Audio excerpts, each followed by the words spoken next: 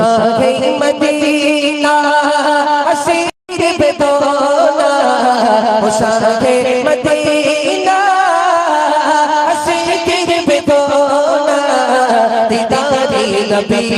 পাক দিল से বুঝে না ও কাবা বাইতুল্লাহ ও মসজিদ কোবা ও কাবা বাইতুল্লাহ ও মসজিদ কোবা দিদারে নবী পাক দিল से বুঝে না ও শাহে মদিনা আশিকের বেদনা দিদারে নবী পাক দিল से বুঝে না যেখানে মুহাম্মদ নবী পাক শুয়ে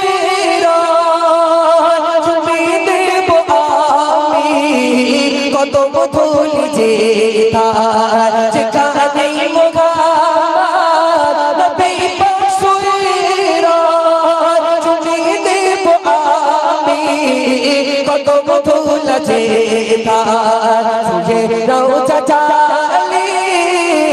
মিটাবো বাসনা শুয়ে রওজা জালি মিটাবো বাসনা দিদারে নবী পাক দিল से বুঝে না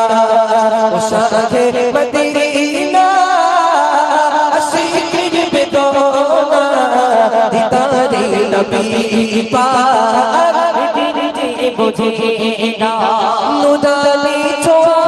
চাঁদ পীর পূর্ণ কাবা শিকাবার দেবলা আমার নবী মুস্তাফা সুবহানাল্লাহ আরে জোরে হাই সুবহানাল্লাহ কোচি আজান কোন দিক ফিরে দিতে হয় একটু কথা বলো পশ্চিম দিক কোন দিকে আমার বাবু বলছে কেউ লোকে আলহামদুলিল্লাহ আচ্ছা এটা যদি শ্রীলঙ্কা হয় আজান কোন দিক ফিরে দেবে কোচি পশ্চিম দিক ফিরে হবে না তো কারণ কেবলা শরীফটা পৃথিবীর মধ্যস্থলে কোথায় মাঝখানে আচ্ছা পৃথিবীটা ঘুরে আছে আচ্ছা তাহলে শ্রীলঙ্কায় তো পশ্চিম দিক ফিরে তো কেবলা শরীফ নয়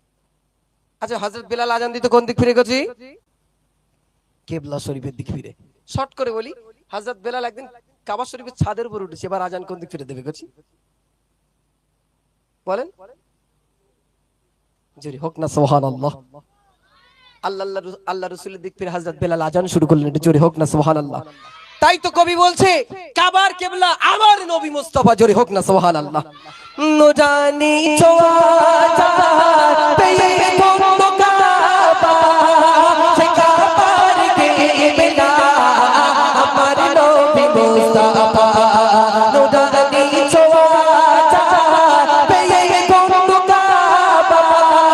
সে কাবার কিবলা আমার নবী মুস্তাফা ধরিবে কাবার কিবলা আশিক মান দিওয়ানা ধরিবে কাবার কিবলা আশিক মান দিওয়ানা দিদারে নবী পাক দিল से বুঝে না ও শাহে মদিনা আশিকের বেদনা ও শাহে মদিনা আশিকের বেদনা দিদারে নবী পাক দিল से বুঝে না